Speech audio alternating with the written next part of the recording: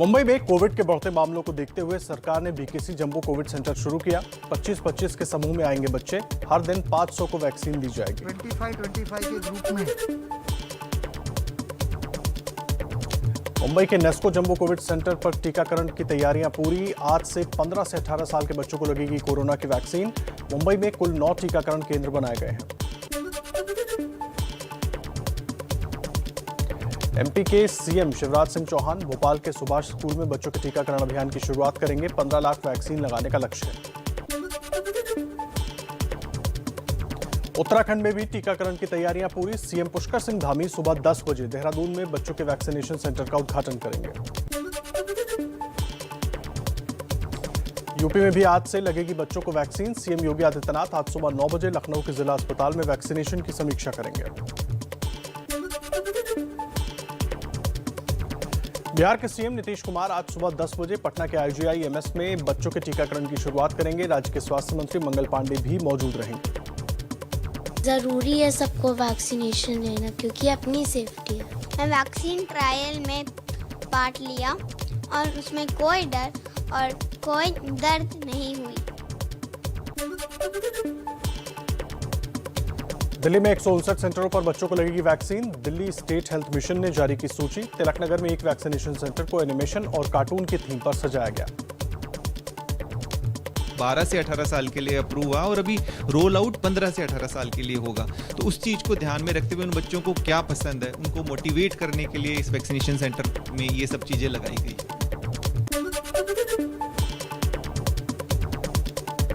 हिमाचल में आज से 4.5 लाख बच्चों को लगेगी कोरोना की कोवैक्सीन। 2,80,000 वैक्सीन उपलब्ध। 15 जनवरी तक सभी किशोरों को वैक्सीन की पहली डोज लगाने का लक्ष्य। 15 जनवरी तक इस कार्य को हम संपूर्ण कर लेंगे।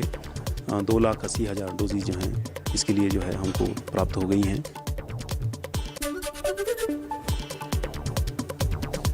पश्चिम बंगाल, असम और गुजरात में भी बच्चों के टीकाकरण की विशेष तैयारियां। असम और गुजरात में 9 जनवरी तक विशेष अभियान। गुजरात में एक हफ्ते में 36 लाख बच्चों को टीका लगाने का लक्ष्य। केंद्रीय स्वास्थ्य मंत्री मनसुख मंडाविया की राज्यों से टीकों के घालमेल से बचाव करने के उपाय की अपील। स्वास्थ्य मंत्रालय ने गाइडलाइंस जारी की। 15 से 18 साल के बच्चों को केवल कोवैक्सीन ही दी जाएगी। राज्य में कोरोना के बढ़ते संक्रमण को देखते हुए महाराष्ट्र के उच्च शिक्षा मंत्री उदय सामंत का बड़ा बयान। आने वाले 2 से 3 दिनों में राज्य में उच्च शिक्षण संस्थानों को बंद या फिर खुला रखने पर हो सकता है फैसला।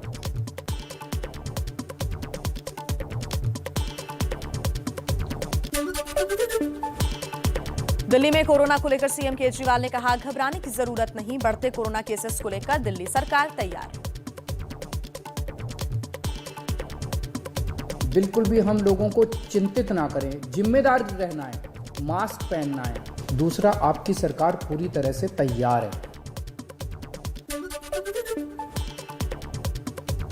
बंगाल में एक दिन में 6,153 कोरोना संक्रमितों की पुष्टि। सरकार का बड़ा फैसला। आज से school, college, spa, salon, gym और फिटनेस सेंटर बंद। दिल्ली और मुंबई में 5 जनवरी से हफ्ते में 2 दिन सोमवार और शुक्रवार को ही बंगाल जाएंगी फ्लाइट्स। एमपी के सीएम शिवराज सिंह चौहान का राज्य के नाम संबोधन। बोले, तीसरी लहर आ गई है, मुकाबले के लिए फिर से तैयार होना है। दूसरी लहर जैसी गलतियां नहीं होनी चाहिए। तीसरी लहर आ गई है। छत्तीसगढ़ के स्वास्थ्य मंत्री TS Singh Deo corona positive. TS Singh Deo ने खुद को घर में किया आइसोलेट।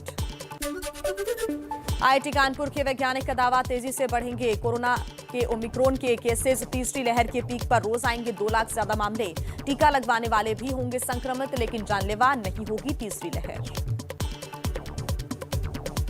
एक तो संख्या बढ़ेगी काफी तेजी से और अधिक बढ़ेगी, लेकिन शायद उसमें अधिकतर लोगों को एक हल्का कफ, कोल्ड, फ्लू होके ठीक हो जाएंगे, तो उसमें कोई चिंता करने की आवश्यकता नहीं है।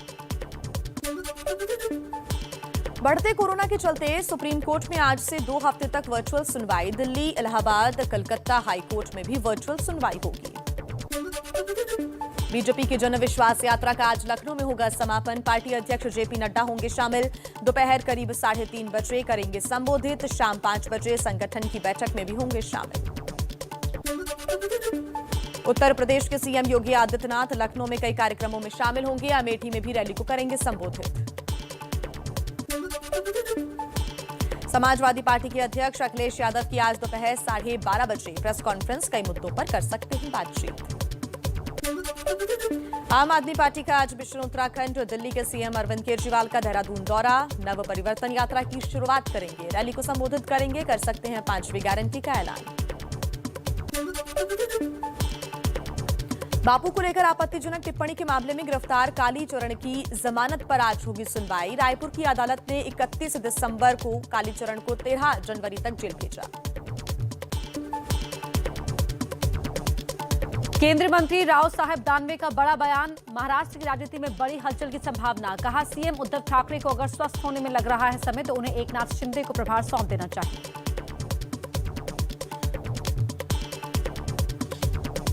झाले नाही तर अजूनही पुन्हा एकदा सांगतो, एकनाथ शिंदेच हे राज्याचे मुख्यमंत्र्याचा शान त्यांच्यात दिला पाहिजे. मी आग लावायचं काम नाहीये.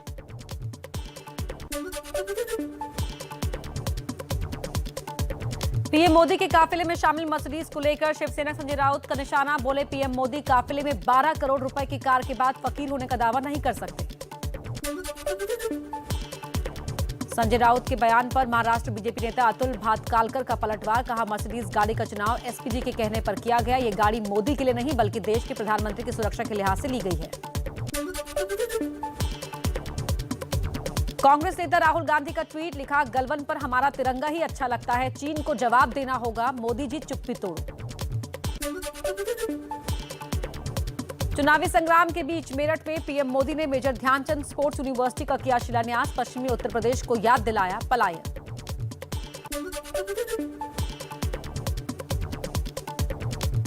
यूपी में समाजवादी पार्टी का ब्राह्मण कार्ड, लखनऊ में अखिलेश की विजय रथ यात्रा परशुराम मंदिर पहुंची। अखिलेश यादव ने की पूजा अर्चना।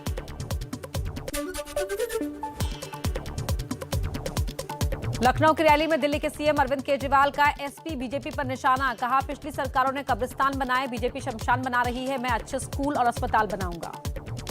योगी जी ने पिछले 5 साल में केवल और केवल शमशान घाट बनवाए। आज मैं आपके बीच में आया हूं, एक मौका दे दो, आपके बच्चों के लिए स्कूल बनवाऊंगा।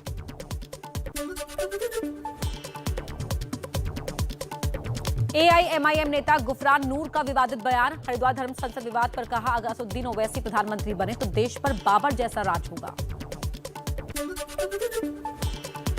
हरिद्वार धर्म संसद में दिए गए विवादित बयान की जांच के लिए एसआईटी का गठन, लेकिन बड़ा सवाल नफरत फैलाने वालों की कब होगी गिरफ्तारी।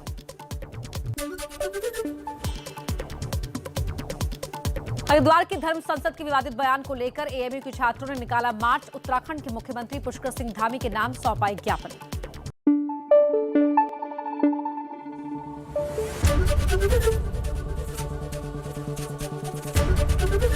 एबीपी न्यूज आपको रखे आगे।